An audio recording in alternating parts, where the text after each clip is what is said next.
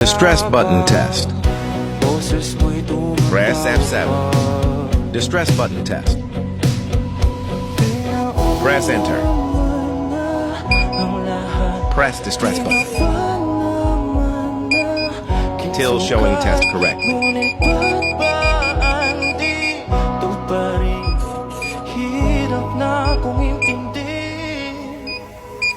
Print the result of the test.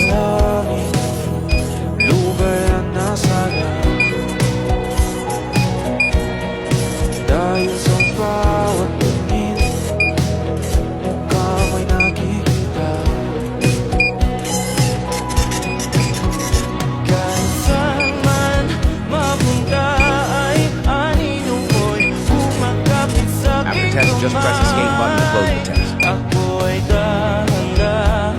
Test completed. Good job.